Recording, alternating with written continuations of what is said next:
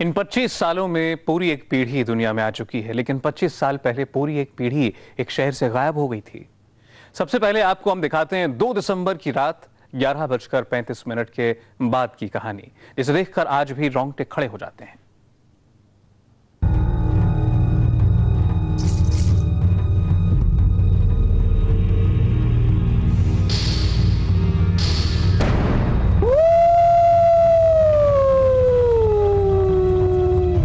दिसंबर की ठंडी काली रात,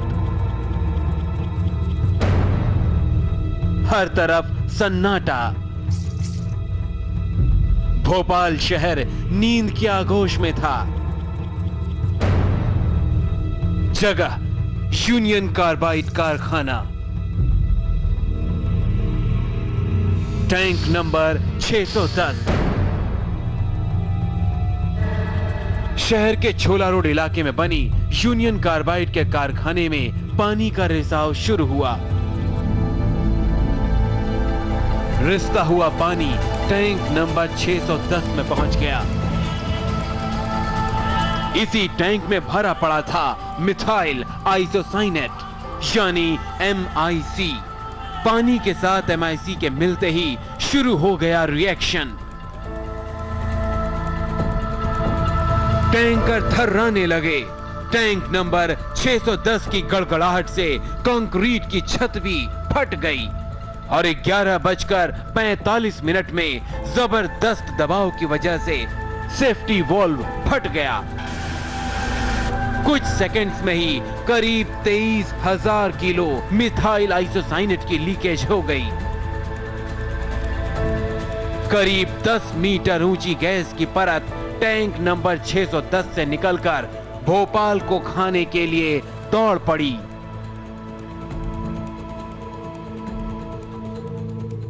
आप मेरे पीछे देखें, ये वो टैंक्स हैं यूनियन कार्बाइड के जिनमें गैस को जाना था। MIC गैस को इस टैंक में आना था और जिस 610 नंबर के टैंक की चर्चा होती है वो आज इस अवस्था में, आप मेरे पीछे देखें, जालियों से इसको ढका गया है। ये है वो टैंक 610 नंबर का टैंक। इसकी ये दशा है 25 सालों के बाद।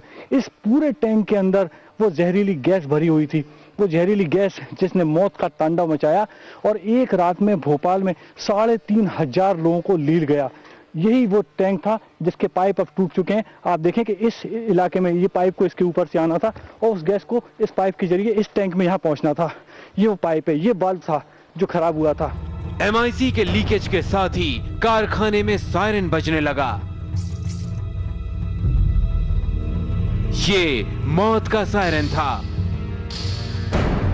आज भी यूनियन कार्बाइड कारखाने के प्लांट ऑपरेटर अशोकन को याद है कैसे सायरन की आवाज लोगों की चीख में बदल गई।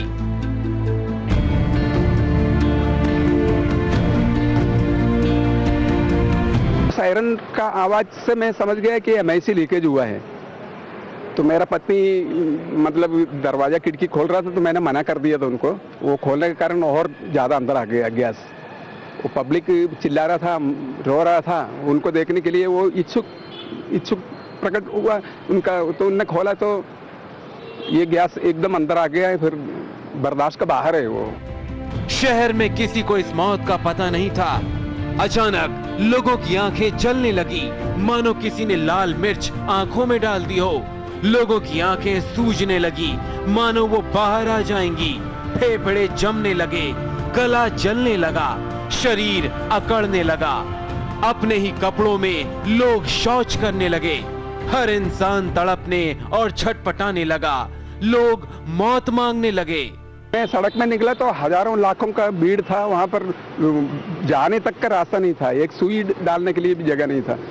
तो इतनी बहुत भीड़ था, बहुत से लोग, बहुत बुरी दुर्घटना था वो। तो वहां पर लाशें गिनते हुए आया है। किसी का आंखें बाहर आ गया था, किसी के गले से ये जो नस जो है एकदम फूला हुआ था, किसी का मुंह से चावल का और उल्टी का वो था। तो वो लाशें गिनते हुए आया। मौत से बचने के लिए इधर उधर भगदड़ मच गई। भागते ही लोगों की सांसें फूलने लगी। जो जितनी तेज भागा वो उतनी जल्दी मारा गया। कुछ अंधे हो गए। इसी भगदड़ में जहरलाल की मां भी शामिल थी। जहरलाल वही शख्स है जो उस दिन लाशों के बीच पैदा हुआ और इसी वजह से इसका नाम जहरलाल पड़ गया। उस दिन में 1984 के दिन रात को 12:30 बजे में मेरी मम्मी गर्भावस्था में थी, अंधी हुई थी, वो 6 महीने का अंधी हुई थी और उनके शरीर में कोई वैसे कुछ भी नहीं था। जिसमें गैस कारण निकलने के कारण मेरी मम्मी भागते भागते जो जहाँ पे इंसान मर जाते हैं मुर्दाल, उसके नीचे में पैदा हो गया था, इसलिए मेरा नाम जहरलाल रखा गया है। हमारे पेट में दर्द होता है, ये खूंजे दुख है और जलन पड़ती है छाती में और आंखों से भी मध्य देखा है, खोपड़ी वजनदार हो जाता। सैकड़ों लोग मिनटों में ही मर चुके थे। प्रशासन की नींद भी टूट गई। क्या डॉक्टर, क्या पुलिस और क्या नगर निगम, हर जगह हर कोई हलकान था। उस वक्त भोपाल के एसपी स्वराजपुरी वजह का पता लगाने के लिए यूनियन कार्बाइड के कारखाने पहुंचे। वो जब कार्बाइड पहुंचा तो बाहर के गेट पर एक बहुत कनिष्ठ उनका कोई अधिकारी था, उससे बात की। उसने बोला कि हाँ साहब कुछ लीक है, पर क्या है मुझे नहीं मालूम। तो मैंने फिर एक उसके अंदर आप यदि देखें 50 गज की दूरी पर एक और सिक्योरिटी ऑफिस बना है इनका, तब भी था।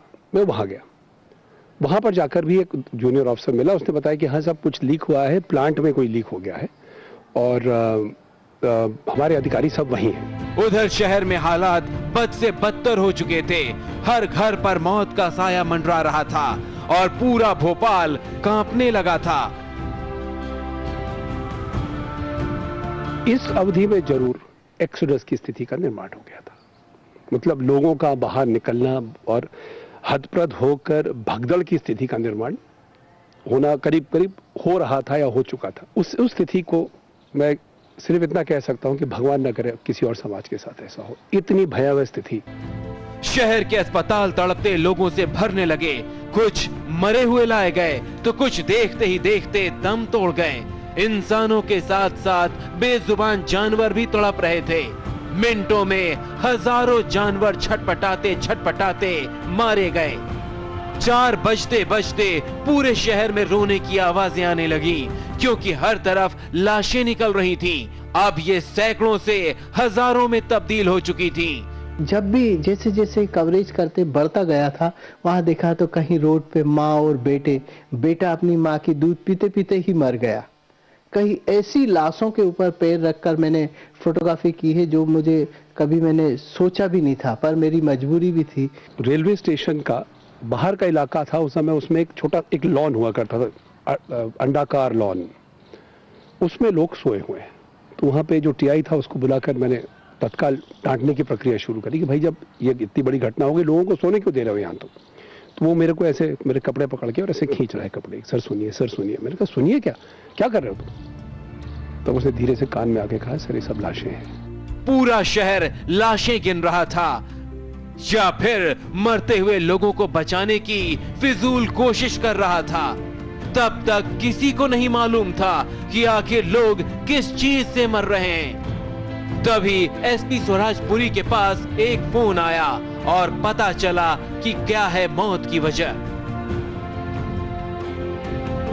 भोपाल के लिए रात खत्म होने का नाम ही नहीं ले रही थी।